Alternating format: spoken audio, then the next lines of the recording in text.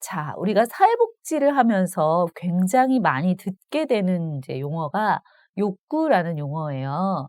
그런데 우리가 계절이 바뀌고 날씨가 바뀌고 막 이러면 엄청 막 입을 옷도 괜히 없는 것 같고 작년에 뭘 입고 살았나 싶기도 하고 또 뭐 지나가는 데에 다른 사람이 뭐 예쁘고 좋은 거를 가지고 있으면 우리가 '아 저거 사고 싶기도 하다.' 막 이런 생각이 들죠.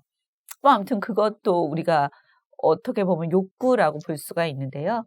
우리가 사회복지에서 말하는 욕구라는 것은 우리가 아까 막 '아 너무 이것도 사고 싶고 이것도 사고 싶고.' 하는 그런 욕구랑은 좀 다른 성격이에요.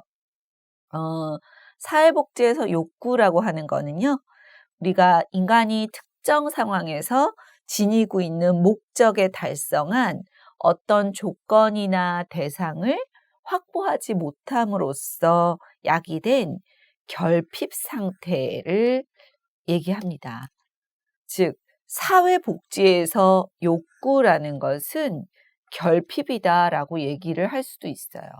우리가 어떠한 인간으로서 기본적으로 갖춰야 될 조건, 상황 이런 거 있죠. 우리가 막 배를 골아서는 안 되고 안전하게 나를 보호해 줄 수 있는 집에서 기거할 수 있어야 되고 또 추위를 막아 줄 수 있는 옷을 입을 수 있고 뭐 누구로부터 학대를 당해서는 안 되고 그러한 것들이 인간의 기본적으로 우리가 가지고 있어야 될 기본적인 요건이죠. 그런데 그런 기본적인 요건 자체가 확보되지 못한 상태 그거를 욕구라고 얘기를 합니다.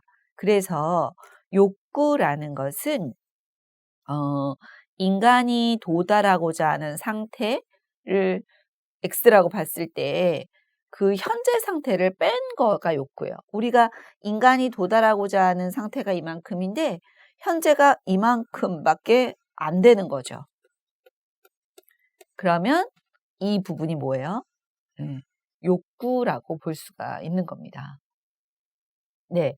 그래서 욕구라는 것은 앞에서 본 것처럼 어떤 우리가 도달해야 되는 상태가 있는데 거기에 미치지 못하는 상태, 그것을 욕구라고 하는데요. 이 욕구도 몇 가지 이제 구분을 해서 좀 살펴볼 수가 있습니다. 첫 번째는 기본적 욕구예요. 기본적 욕구는 이제 우리가 잘 알고 있는 의식주와 관련된 생존의 욕구가 있죠. 우리가 정말 기본적으로 너무 가난하거나 아프지 않고 고런 어떤 그러니까 기본적인 인간으로서 생존에 필요한 조건이 갖추어져 있어야 되는데 그런 거가 결핍된 상태를 우리가 기본적인 욕구라고 얘기를 하죠. 두 번째로는 성장과 발달의 욕구가 있습니다. 사람은 누구나 성장하고 발달하고 또 보다 나은 방향으로 자신을 끌고 가고자 하는 그런 욕구가 존재하죠. 그래서 성장과 발달의 욕구가 있고요. 세 번째로는 사회적인 욕구가 있습니다. 사람은 사람은 사회적 동물이죠. 그래서 다른 사람과 어울려서 살 때 행복감을 느끼고 '아 내가 살아있구나.' 이런 생각을 하게 되고 자신의 존재에 대해서 더욱더 명확히 하게 되죠. 다른 말로 사회적 욕구는 관계적인 욕구라고도 합니다. 또한 사회적 위험에 대처하기 위한 욕구로서 의료, 교육, 음 안전한 환경, 또 여가 문화, 직업 등의 욕구도 사회적 욕구에 해당이 됩니다. 우리가 사회적으로 살아가는 데 필요한 욕구를 얘기하죠. 그래서 우리가 가끔 뉴스나 뭐 이제 들리는 얘기에 의하면 학교에서 뭐 "왕따를 당한다." 뭐 이런 이제 얘기들이 들리잖아요. 그런 괴로움, 그런 욕구, 그런 상태 그거를 "사회적 욕구 상태다."라고 얘기를 할 수가 있습니다. 네 번째는 영적 욕구인데요. 사람들은 결국 자아 실현, 자아 만족을 이루려고 하고 자아가 통합되어서 나의 잠재적인 역량을 향상시켜서 삶의 의미를 찾으려고 하는 욕구가 있는데요. 그것을 영적 욕구 라고 합니다. 이런 어떤 이제 인간의 욕구의 종류를 몇 가지로 생각을 해볼 수가 있고요. 우리 욕구라는 얘기를 할 때 빼놓을 수 없는 사람이 이제 매슬로우라는 사람인데요. 매슬로우는 인간의 욕구가 위계를 가진다라고 봤죠. 그래서 인간의 욕구는 이렇게 생존의 욕구, 뭐 관계의 욕구, 사랑의 욕구, 자아실현의 욕구, 뭐 이런 식으로 위계성을 가진다고 봅니다. 그래서 위계성을 가지기 때문에 인간은 이 제일 하위의 욕구가 충족되지 않으면 이 상의 욕구는 아예 생각할 수도 없다는 거예요. 그런데 그래서 이 하위의 욕구가 충족돼야 되고, 그 다음에, 예, 또 그다음에 이 욕구가 충족되면 이 욕구가 충족되는데 관심을 갖고, 이 욕구가 충족되면 이 욕구가 충족되는데 관심을 갖는다. 이제 매슬로우는 그렇게 얘기를 하고 있는데요. 사회복지는 근데 보세요. 위계성이 있다는 거는 인간은 이 욕구가 달성되고 나면 이 욕구에 관심을 가질 수밖에 없다는 거예요. 즉 인간의 욕구는 계속 그 다음 것을 원하고 다음 것을 원한다는 건데, 매슬로우에 의하면 사회복지가 모든 사람의 모든 욕구를 충족시킬 수는 없어요. 그쵸? 왜냐하면 예산도 한정되어 있고 인간의 욕구라는 것은 끊임이 없기 때문이죠. 그리고 욕구라는 것은 또 시대에 따라서 사회에 따라서도 달라지기 때문이죠. 그래서 사회복지가 모든 사람의 개인적인 욕구를 다 충족할 수는 없고요. 사회복지에서 관심을 갖는 것은 예, 사회적 욕구, 이 사회적 욕구에 관심을 가지고 있습니다. 사회적 욕구라는 것은요, 인간의 욕구 중에서 모든 개인이 갖고 있는 공통적이면서도 생존과 자립에 필수 불가결한 기본 욕구를 사회 최저 기준 이상으로 충족하는데 관심을 가집니다. 그래서 각 국가들은 내셔널 미니멈 퍼버티 라인이라고 해서 국가들이 인간이 살아가기 위해서는 이 정도 조건은 충족해야지라는 어떤 기준을 만들어 놓고, 물론 이것도 뭐 국가마다 시대마다 달라집니다만 이런 어떤 기본선을 만들어 놓고 그 선 이하로 떨어진 사람은 사회적 욕구가 발생했다라고 보고, 그 선을 유지하기 위해서 사회 구성원들이 최소한 그 선을 유지하고 살게끔 하는 노력을 하는 것이 현대사회에서는 사회복지라고 볼 수가 있습니다. 또한요, 사회적 욕구라는 것은 개인이나 가족의 비공식적인 지원 체계, 우린 실은 대부분 다 이런 비공식적 지원 체계의 도움을 받고 살아가게 되는데요. 이런 비공식적 지원 체계에도 불구하고 여러 가지 이유로 인해서 그런 욕구 등을 충족하지 못하는 경우들이 있죠. 그러니까 개인이나 가족들의 노력으로는 그런 어떤 욕구를 충족하지 못한 사회 구성원이 많이 있고, 이러한 상태에 대해서 국가가 또는 사회가 이거 정도는 우리가 개선과 회복이 필요하다라는 것이 사회적으로 인정될 때 그 욕구는 사회적인 욕구라고 부르게 됩니다. 그러니까 내가 이거는 진짜 인간으로서 이 정도는 필요해라고 나 혼자 생각한다고 그것이 사회적 욕구가 아니고요.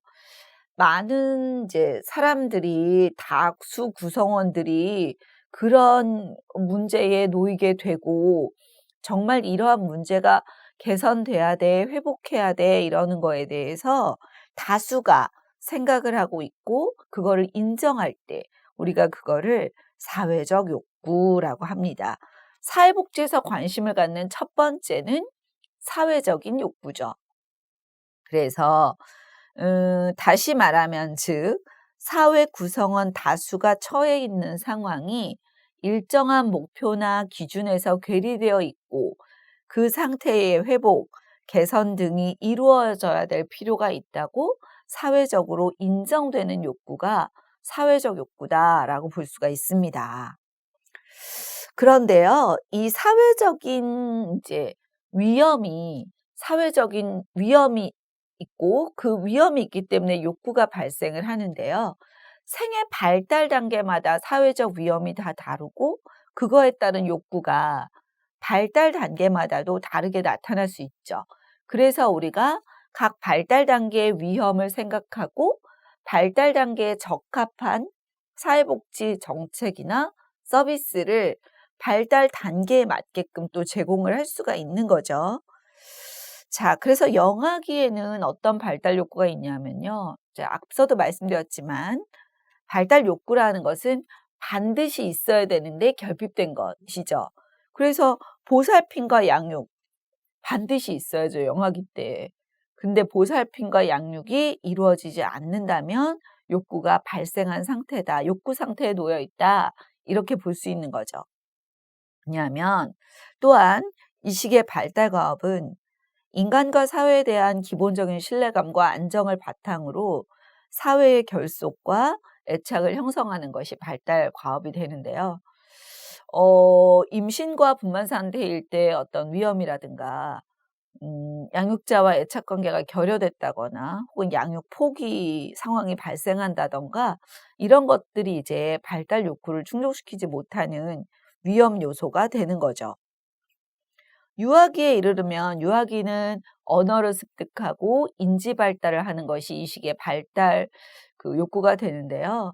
이 언어를 습득하고 언어를 발달시키기 위해서 개별화와 자율성을 향상시켜야 되는 것이 이 시기의 발달 과업이에요.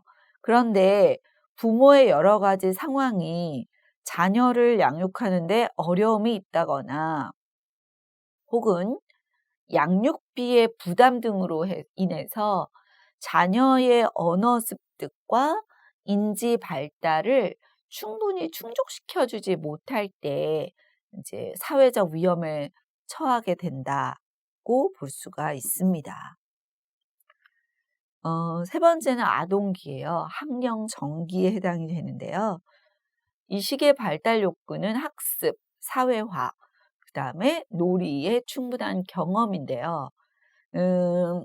이 시기의 발달 과업은 사회화를 통한 성역화를 학습하고 타인과의 적절한 관계를 형성해야 되는데요.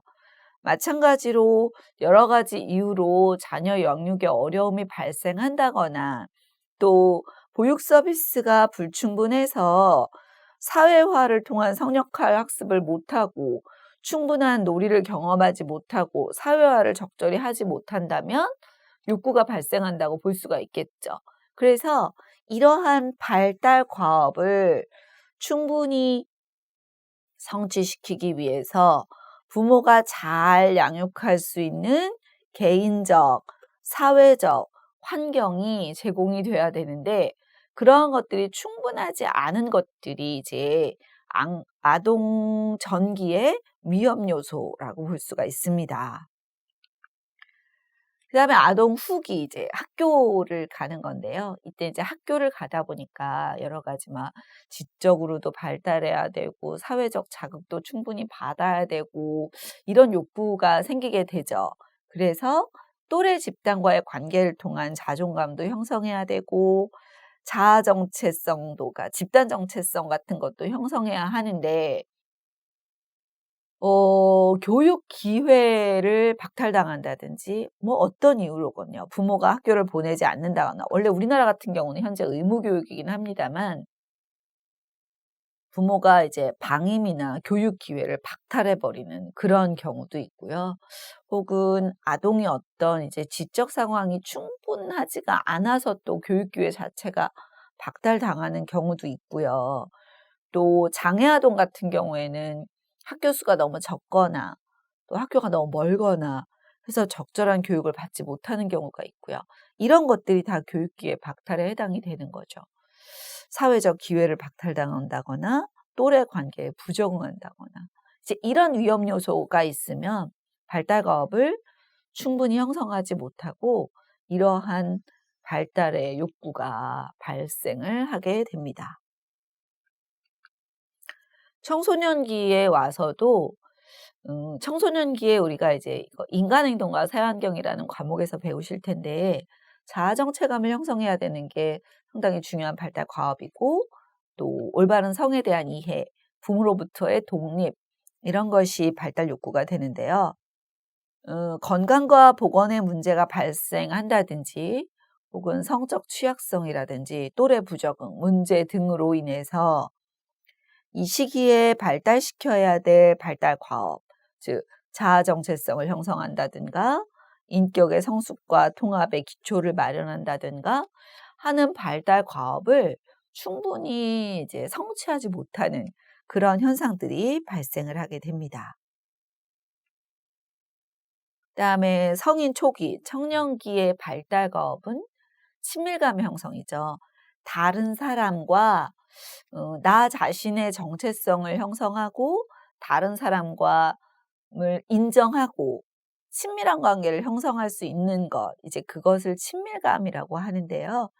친밀감을 성취하고 새로운 관계를 가족 관계를 형성하고 이것이 이 시기의 발달 과업인데 이런 예, 발달 욕구인데 여러 가지 뭐 질병이라든가 직업 활동을 못 한다거나 갈 부부 간의 갈등이 발생한다거나 이런 여러 가지의 위험 요소로 인해서 이 시기에 이런 발달 과업을 발달 욕구를 충족시키기 위해서 이러한 발달 과업을 성취를 해야 하는데 이러한 위험 요소로 인해서 이런 발달 과업을 성취하지 못하고 이런 발달 욕구가 생기는 이제 그런 일들이 생기게 되죠.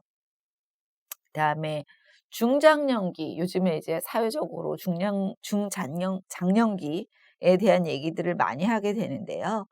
중장년기는 우리가 사회적으로 이제 어느 정도 바쁜 시기는 끝나고 좀 자녀들도 대부분 다 키워놓고 사회적으로 안정이 되는 시기라고 할 수가 있는데요.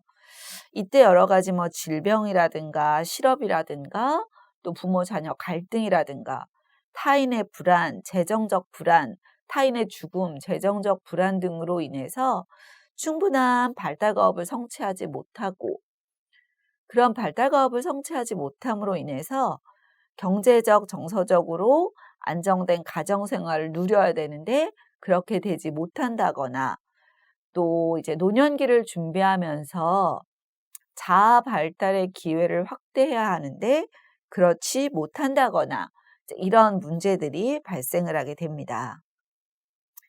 인간의 마지막 단계는 노년기죠. 그래서 노년기에는 이제 죽음을 맞이하는 단계고 죽음을 준비해야 되는 그런 시기예요. 그런 발달 과업을 성취를 해야 되는데 배우자가 사망하거나 병에 걸렸거나 혹은 고독감이 심해진다거나 이제 그러한 위험 요소로 인해서 긍정적인 수용과 자아 통합, 죽음의 수용이라는 발달 과업을 성취하지 못하게 되고 또 건강한 신체 유지와 노인 역할을 수행하는데 어려움을 경험할 수가 있습니다. 자, 이런 것들이 생애 발달 단계에 따른 사회적 위험 요소입니다. 그래서 이제 이러한 것들이 사회적인 욕구에 해당이 되고요. 그다음에 사회 문제가 있습니다. 우리가 사회복지라는 것은요.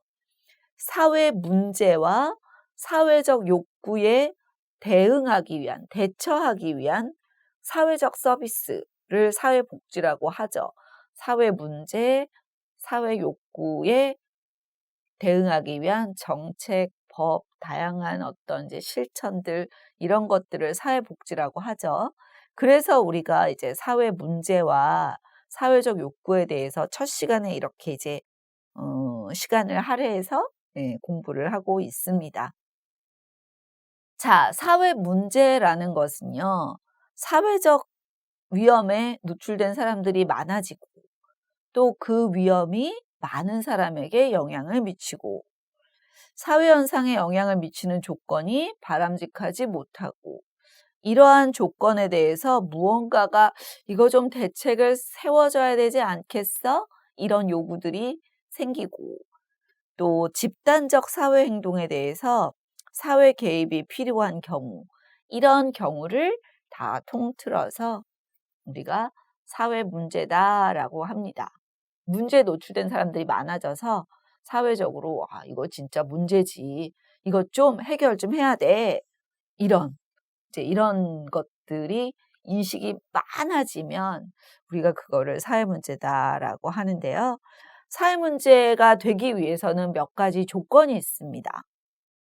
즉 사회 가치에 비추어 봤을 때 바람직하지 못하고 또 상당수의 사람들이 그 현상에 관련돼서 고통, 손해 또는 부당한 처우를 당하고 있고 또 사회 제도나 사회 구조의 결함이나 실패가 이러한 불편의 원인이 되고 다수 또는 일부 영향력 있는 사람들이 그런 사회적 조건을 문제로 인식하고 사회가 전반적으로 개선하기를 원하고 문제의 개선이 가능하고 사회적 노력으로 해결할 수 있고 자 이러한 조건이 충족되면 우리가 그거를 사회 문제다라고 하죠. 어떤 바람직하지 못한 현상이 생겨요. 우리가 예를 들면 부모 뭐 요즘에 이제 청소년들 문제, 청소년 문제 많이 얘기하는데 청소년들이 막 나쁜 짓도 되게 많이 하고 하지 말아야 될 비행 행동도 많이 하고 막 이런 걸 많이 한단 말이에요. 근데 그게 사회적으로 봤을 때 바람직하지 않아요. 그리고 상당수의 사람들이 그거와 관련된 고통을 겪고 있어요. 비행 행동을 하는 청소년이나 비행 행동의 대상이 되는 또 상대방이나 그런 문제로 어려움을 겪는 가족들이나 다. 근데 청소년 비행이 왜 이렇게 많아졌을까요? 저 학교 다닐 때는 그렇게 많지 않았어요. 근데 요즘엔 참 청소년 문제가 심각해지고 어려워지는 것 같은데요. 아마도 급격한 사회 변화로 급격히 사회 변화가 일어나고 청소년들에게 또 요구되는 학습량이나 같은 그런 것들이 너무 많고 사회는 막 변하는데 가치는 따라가지를 못하고 이런 어떤 사회 제도나 구조의 실패. 그래서 또 이런 청소년 문제가 '아이고 정말 너무 문제지. 이거 개선돼야 돼.' 개선될 수 있어요, 없어요? 있죠. 사회의 노력으로 해결할 수 있습니다. 왜요? 국가마다 사회마다 모든 나라가 사회 문제가 똑 청소년 비행이 똑 동일하진 않아요. 그거는 뭐예요? 분명히 사회 현상과 관련되어 있고 사회적 노력으로 완화가 가능하다는 것이죠. 자, 이렇게 이런 조건이 충족된다면 우리가 그거를 사회 문제라고 볼 수가 있습니다. 즉 사회 문제는 사회적 원인에 의해서 형성되고 상당수의 사람들이 문제로 인식하고 사회가 그 상태의 개선을 바라는 사회적 상태를 사회 문제라고 합니다. 사회 문제의 분류는요. 뭐 사회 구조적 문제, 구조적인 측면에서 봤을 때는 빈곤 문제, 노동 문제, 농촌 문제 등등이 있고 이거를 가족과 세대 문제다라고 봤을 때도 뭐 여러 가지 문제가 있을 수 있고 삶의 질 문제로 봤을 때도 환경 문제라든지 인구 문제라든가 여러 측면에서 문제들을 생각을 해볼 수가 있죠. 또 일탈 문제도 있어요. 범죄나 성매매나 뭐 약물 중독이나 이런 건 일탈의 영역에 해당이 되죠. 또 우리가 예전에는 없던 범죄인데 등장한 것도 있어요. 사이버 범죄 같은 거. 인제 여러 가지 이렇게 사회 문제는 다양하게 좀 분류를 해볼 수가 있는데 지금 여기서 제시된 이 사회 문제들은 앞서 말씀드렸던 그 사회 문제의 조건, 이제 그거에 충족되는 것들을 우리가 이렇게 사회 문제로 분류를 해볼 수가 있습니다. 자, 일단 사회 문제 해결의 접근 방법을 좀 보면요. 발생 원인을 무엇으로 보느냐에 따라서 해결하고자 하는 접근 방법이 달라질 수 있습니다. 일단 개인을 원인으로 볼 수도 있고 사회 구조와 제도 자체 때문에 이런 문제가 사회 문제가 발생된 거다. 이렇게 볼 수도 있어요. 그런데 무엇을 원인으로 보느냐에 따라서 말씀드린 대로 해결 방법이 달라진다고 말씀을 드렸어요. 이제 그래서 개인의 결함 때문에 이 문제가 발생했어라고 본다면 개인을 변화시키면 되겠죠.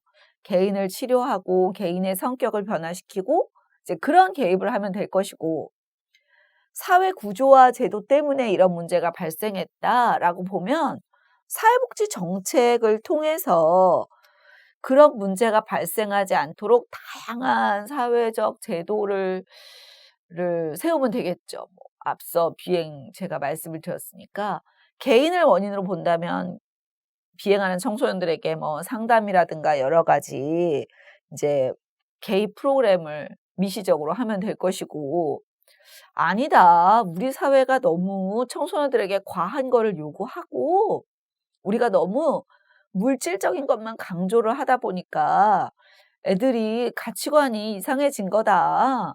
그렇다면 우리가 어떻게 해야 돼요?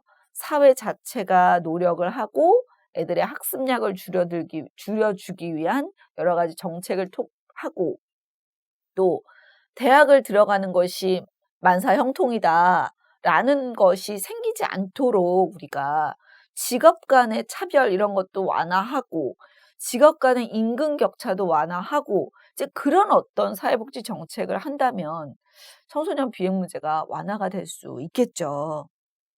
뭐 이건 제 생각입니다. 예.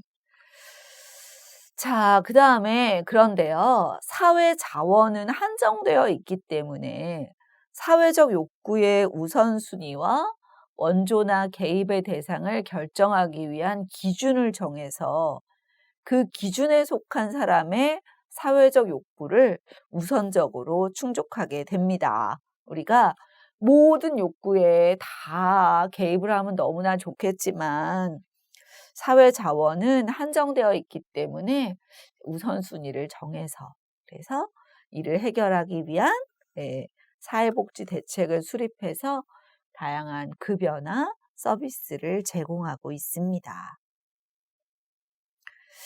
네, 그래서 사회문제 대책으로서 사회복지의 접근 방법을 보면 일단 정책적인 실천이 있을 수가 있습니다. 이 정책적인 실천은 어떤 관점이냐면요. 사회 문제가 국가의 책임이다. 사회 문제는 사회 구조적인 문제 때문에 생겼고 이 문제를 해결하는 것도 국가가 해결해야 된다.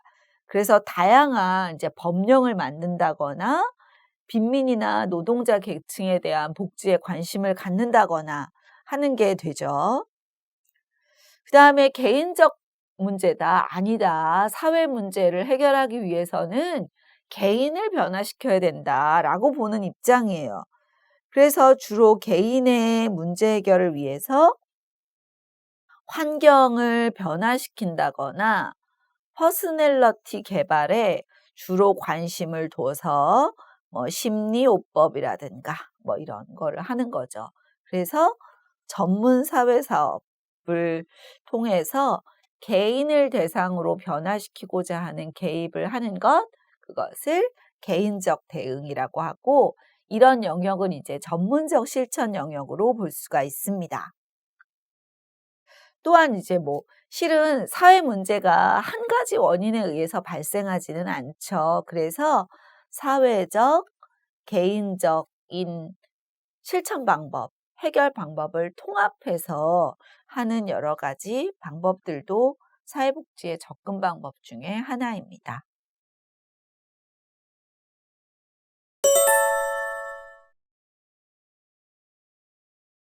네, 다음에는 사회복지라는 말의 말뜻을 좀 볼까요? 말뜻은 우리 사회복지가 뭐예요? 물어보면 보통들 어떻게 대답하세요? 그냥 잘 먹고 잘 사는 거죠. 혹은 음, 잘 모르겠어요. 불쌍한 사람 도와주는 거예요. 이런 식의 이제 흔히 대답들이 많이 나오는데요. 사회복지는 영어로 소셜 웰페어입니다. 그래서 사회적 안녕이란 뜻이죠. 안녕은 뭐예요? 평안히 잘 지내는 상태. 거기에 사회적이라는 것이 붙으면 사회적으로 행복한 상태를 의미를 합니다. 그래서 서양에서 사회복지라는 거는요, 누구나 행복을 누릴 권리와 존엄이 있다는 이상과 그 이상을 지향하는 실천 상태, 즉 제도나 서비스는 사회 구성원의 집합적 활동에 의해서 이루어야 된다라는 의미를 가지고 있습니다. 그래서 소셜 웰페어라는 것은 사회적으로 안녕하고 평안한 상태를 얘기하죠. 그러니까 뭐 복지겠죠. 왜냐하면 사회적으로 안녕하고 평안하다는 것은 우리가 욕구가 그러니까 기본적인 사회적 욕구가 해소된 상태를 얘기하는 거잖아요. 그런 결핍이 발생하지 않은 상태. 그러면 이제 그런 거를 우리가 사회복지다라고 복지 상태 뭐 그렇게 얘기를 할 수가 있겠죠. 동양에서도 복지라는 말을 보면요. 우리가 한문이에요. 사회복지라는 말은 한문이잖아요. 그래서 이 시라는 단어와 지라는 단어가 합해져서요. 예. 인제 이 사회복지에 쓰이는 이 지자로 쓰이게 되고요. 복이라는 것은 뭐 물질적 풍요를 얘기하는 거겠죠. 그래서 복지라는 것은 물질적인 풍요와 심리적인 안정을 내포하고 있고요. 사회는 뭐 사회적이라는 의미죠. 우리가 지역사회나 집단 속에서 같이 지낸다라는 의미가 되겠죠. 그래서 사회적으로 물질적으로 안정되고 심리적으로 안정된 상태, 그런 것을 사회복지다라고 볼 수가 있습니다. 자, 그래서 결국은 복지라는 거는요, 인간이 만족스러운 삶을 영위할 수 있도록 개인적 차원의 노력과 제도적 차원에서의 원조를 모두 포괄하는 그런 의미가 되겠습니다.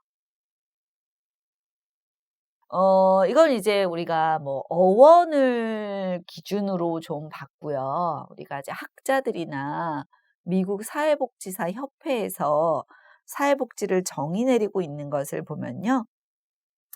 미국 사회복지사 협회 NASW에서는 사회 문제 예방, 경감, 해결 또는 개인, 집단, 지역사회의 복리를 증진시키고자 하는 민간과 정부기관의 조직적인 노력이다. 이렇게 정의를 내려놨고요. 마틴과 잘드는 사회복지는 사회와 인간이 기능을 수행할 수 있는 최저 수준을 획득할 수 있게 인간을 촉진하려는 시도다. 이렇게 정의를 내렸습니다. 뭐 자스트로 같은 경우에도 모든 사회 구성원들이 사회적, 경제적, 건강과 여가에 대한 욕구를 충족하고 그들의 사회적 기능을 향상하기 위한 노력이다.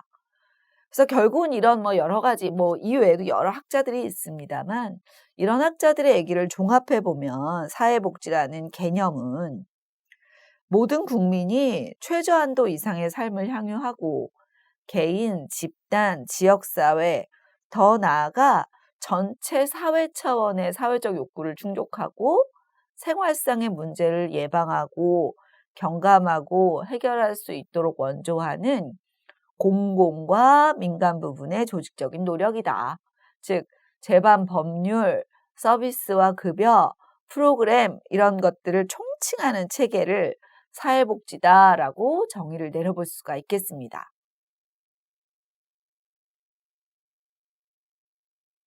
자, 사회복지를 기능과 대상의 범위에 따라서도요, 협의의 사회복지와 광의의 사회복지로 또 개념을 볼 수가 있는데요. 말 그대로 협의라는 것은 좀 좁은 의미죠. 그래서 이런 협의의 사회복지를 자녀적, 선별적 사회복지라고도 하는데요.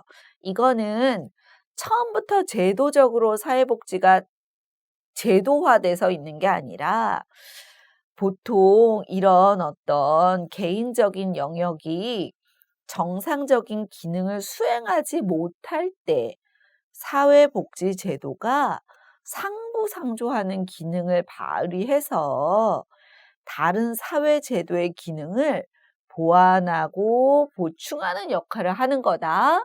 이렇게 보는 거는 사회복지를 이제 자녀적, 선별적 입장에서 보는 거고, 이런 사회복지를 협의의 사회복지다라고 하죠.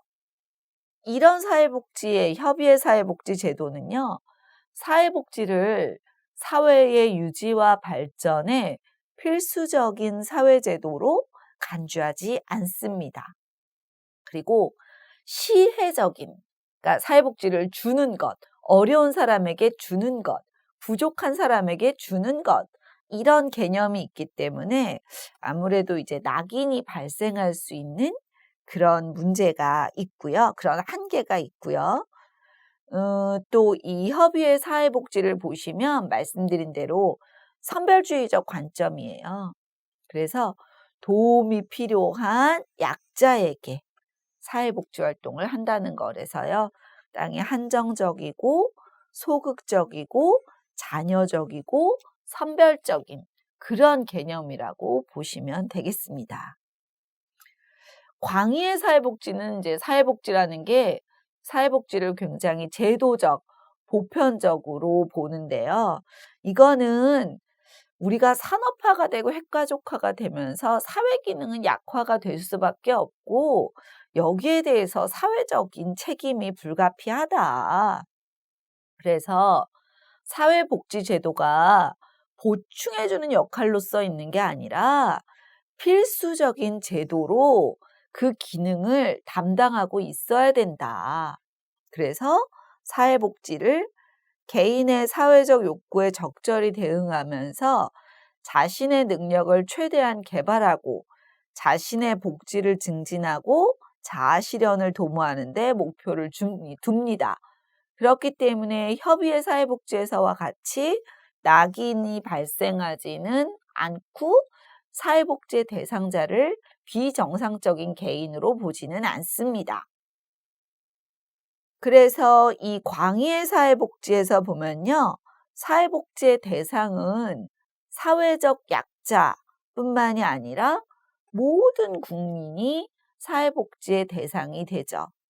즉, 사회 문제라는 것은 사회 체계의 불안정성과 불공평성에서 기인하고 공공 부분의 노력으로 예방과 해결이 가능하다고 보는 보편주의, 자유주의 이념에 근거를 두고 있습니다. 그래서 상당히 이 광의의 사회복지는 적극적 사회복지고 제도적 사회복지고, 땅의 사회복지를 선별적으로 보는 것이 아니라 보편적으로 보는 거죠. 모든 사람이 대상이 된다. 사회복지라는 것은 사회의 하나의 제도다. 이렇게 보는 입장이 광의의 사회복지가 넓은 의미로 사회복지를 볼 때의 개념이에요. 그런데 이제 예전에 비해서 현대 사회복지로 오게 되면요, 사회복지의 개념들이 좀 변화하는 것을 볼 수가 있습니다. 예전의 사회복지는 좀 더 협의의 사회복지였죠. 그러니까 자녀적 복지, 즉 이제 사회복지 발달에서도 보시겠지만 불쌍한 사람에 대한 급여를 준다, 불쌍한 사람을 찾아가서 도와준다. 이제 그런 데서 사회복지가 시작이 됐잖아요. 그래서 자녀적 복지였는데요. 현대 사회로 오게 되면 광의의 사회복지적인 의미의 제도적 복지로 변화가 됐고요. 사회복지는 자선이 아니라 시민의 권리다. 또 우리가 사회복지는 아주 최저 수준만 보장해주면 된다라는 그 개념에서 서비스가 제공이 됐는데요.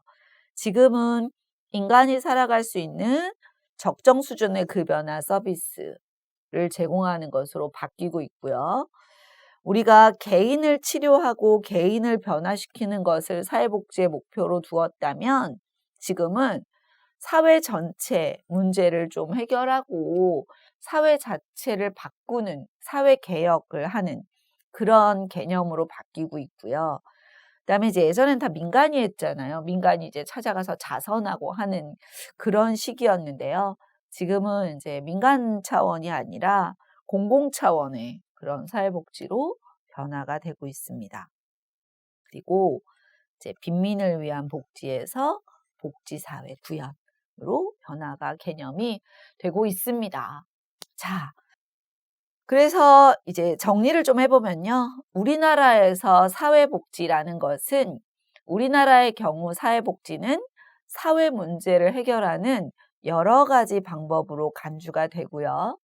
또 사회복지 제도에 대한 연구가 결국은 사회복지학이기 때문에 사회 문제를 이해하고 그 원인을 규명하고 이에 대한 해결책을 찾는 연구가 바로 사회복지학의 핵심이다라고 볼 수가 있습니다.